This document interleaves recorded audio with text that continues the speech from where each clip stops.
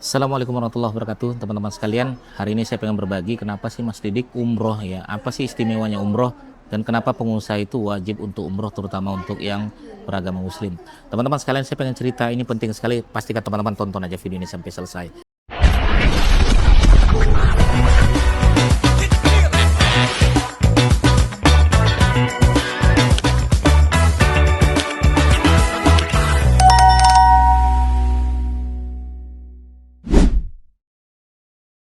Baik ya, teman-teman ya, banyak sekali yang bertanya di kolom komentar ya, kemudian di DM Instagram saya yang mengatakan seperti ini ya, Mas, kenapa sih Mas Didik memilih perjalanan spiritualnya adalah umroh gitu, umroh, haji dan lain sebagainya.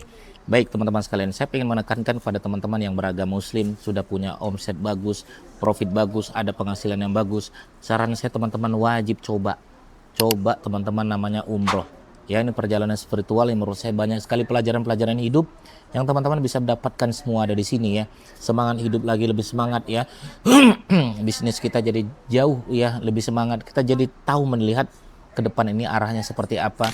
Ini perjalanan spiritual menurut saya teman-teman wajib sekali untuk mencobanya. Bahkan teman-teman yang saat ini merasa takut, khawatir, enggak teman-teman, justru teman-teman akan mendapatkan nikmat yang luar biasa yang menyebabkan teman-teman harus berulang kali ke tanah suci untuk melakukan umroh.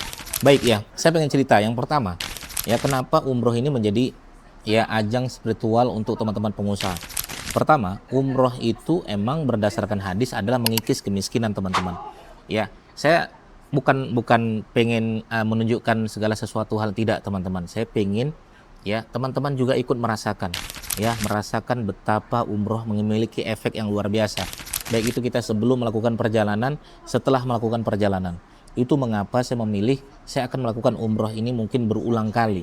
Ya, setahun minimal 2 kali atau 3 kali. Kenapa saya melakukan itu? Karena yang pertama adalah umroh itu emang benar-benar mengikis kemiskinan teman-teman ya. Saya boleh cerita teman-teman seperti ini ya. Saya nggak tahu ini antara keajaiban atau emang perhitungannya emang tepat kebetulan atau seperti apa. Saya umroh misalnya berdua sama istri 30 juta kali 2, anggap 60 juta. Ya, saya masih berangkat 3 bulan lagi, misalnya saya sudah lunasin umroh tersebut, saya sudah beli hotelnya, beli tiket pesawatnya. Ya, pokoknya perhitungan saya itu 30 juta lah per sekali berangkat untuk satu orang. Berarti kalau 2 orang berarti 60 juta. Dan anehnya begini teman-teman sekalian, sebelum saya berangkat gitu kan, istri saya ini kan sebagai menteri keuangan di keluarga ya. Jadi anehnya itu ya, sebelum berangkat ini itu seakan-akan tuh entah kenapa profit tuh nambah 60 juta teman-teman. Ya, saya terus terang saya cerita ini merinding ya teman-teman. Ini bukan kejadian sekali 2 kali, setiap kali saya melakukan umroh. Ya, nanti teman-teman cobalah. Ini bukan kita ibarat kata pengen dikembalikan uang kita, enggak. Ya, tapi emang Allah tuh seakan-akan udah, ayo umroh yuk, entar gua kembaliin dah uang lu, kira-kira begitulah teman-teman ya. Artinya ya sebenarnya kita nggak ngeluarin uang itu tuh. Itu yang pertama. Jadi emang betul-betul mengikis kemiskinan. Dan anehnya setelah kita pulang umroh, ya saya nggak tahu ya, tiba-tiba ada yang DM, ada yang WA ya, kerjasama project ratusan miliaran dan lain sebagainya ya. Dan itu terjadi setelah pulang umroh ya. Makanya teman-teman kalau nanti umroh ya, lihatlah segala sesuatu keajaiban mulai dari mengikis kemiskinan ini benar-benar nyata ya. Cobalah teman-teman ya, tanya orang-orang yang sudah bolak-balik umroh ya. Saya tuh terus terang banyak sekali teman-teman saya yang bolak-balik umroh, bukannya makin miskin, makin kaya nih orang, makin tajir melintir menurut saya. Ini dari proses kekayaan. Emang Rasulullah yang memberikan peringatan untuk umroh kita ya, bahwasanya gak usah takut gitu ya. Salah satu hikmahnya, wasilahnya adalah emang mengikis kemiskinan, seperti itu ya. Itu yang pertama ya. Makanya teman-teman gak usah khawatir, aduh ngeluarkan uang, ngeluarkan biaya, ngeluarkan capek ya, takut harta berkurang dan lain sebagainya. Tidak, orang yang berumroh justru hartanya berlimpah ruah. Itu yang saya rasakan. Dan nanti teman-teman boleh tanyakan sama orang yang bolak-balik umroh ya. Itu yang pertama. Yang kedua, kenapa pengusaha harus memiliki spiritual khusus untuk umroh? Yang kedua adalah teman-teman nanti akan merasakan ya, entah kenapa nih ya, ini saya asal umroh tuh ada aja ide saya, ada aja tiba-tiba aduh pulang saya harus buat ini ya. Pas umroh tuh ya, selesai asal ke Madinah, ke Mekah, di kepala saya ini ide itu keluarnya luar biasa teman-teman, entah kemana-mana ya. Saya nggak tahu nih ya, apakah ini menjadi sebuah bisnis baru saya atau tidak, tapi intinya adalah dimana kita tuh seakan-akan Allah memberikan jalan baru. Ini loh cara kamu untuk bisa mendapatkan ide-ide kreatif yang lebih bagus lagi. Nah, itu yang kedua ya. Yang ketiga adalah umroh ini kita banyak sekali mendapatkan keunggulan-keunggulan dilipat gandakan. Nah, ini teman-teman harus tahu nih. Dilipat gandakannya nggak main-main. Makanya kita butuh namanya reward besar khusus dalam bentuk pelipat gandaan, terutama di Madinah.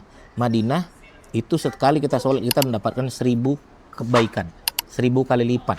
Ya, ketika kita sholat di Indonesia itu satu pahala. Tapi kalau kita sholat di Madinah itu 1000 kali lipat.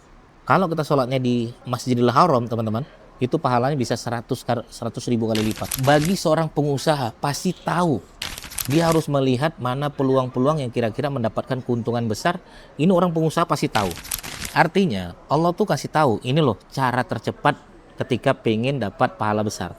Nanti mindset kita nih tiba-tiba berubah. Oh, berarti pahala saja ada strategi nih. Ya, masuk surga juga ada strategi.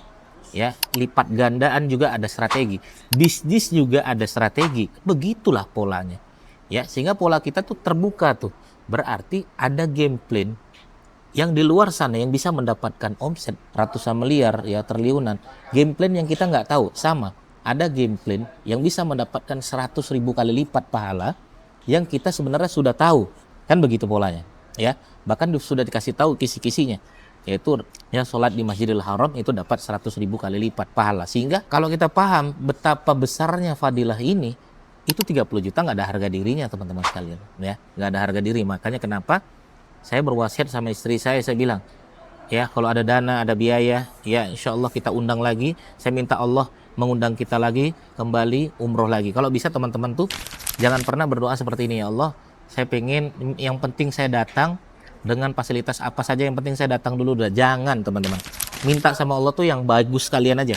Ya Allah, saya pengen diundang ke Baitullah, ya Allah, dengan keluarga tercinta saya, dengan fisik terbaik saya, dan juga dengan fasilitas terbaik. Ya, kita minta sama Allah seperti itu, teman-teman, sehingga nanti teman-teman ya bisa umroh, mengumrohkan dengan fasilitas terbaik, dengan orang-orang yang kita cintai, dengan keadaan terbaik kita. Oke ya. Yang ketiga ini jackpot yang luar biasa menurut saya. Ya. Yang keempat, saya alhamdulillah teman-teman sekalian, ini kita cerita dari sisi yang lain ya. Saya di Mekah, asal di Madinah ketemu sama orang.